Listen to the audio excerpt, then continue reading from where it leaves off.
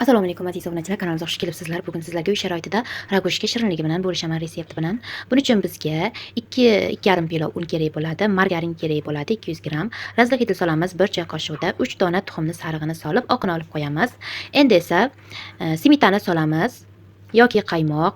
Men smetanadan foydalandim. Endi esa hammasini solib olganimizdan so'ng qattiq xamir qilib salafanga solib qo'yamiz. Dam oldirishga bir 20 minutga olib qo'yamiz. Bu orada 3 ta tuxumni oqini esa shakar solib ko'pirtirib olamiz qattiq massa bo'lguniga qadar. Bu orada xamirlarimni yumaloq shaklga keltirib olgan edim. Endi esa 1 choy qoshiqdan solamiz va yong'oq solib ichiga tugib olamiz, xuddi shunday qilib.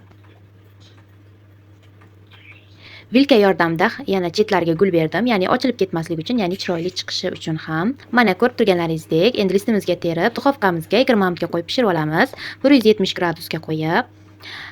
Ustiga esa saxarli pudra yoki moloko surtish xohishingizga qarab, men esa molokodan foydalandim. Molokodan foydalanib, yong'oqni maydalanganini ustiga sepib oldim. Hozir buni ichini ham ko'rsataman. Ko'rib turganlaringizdek, mana yumshoqqina mazali ragoshka retsepti. Agarda retsept yoqqan bo'lsa, albatta kanalimizga obuna bo'lib, like bosishni unutmang. Sizlar bilan keyingi videolargacha ko'rishguncha deyman.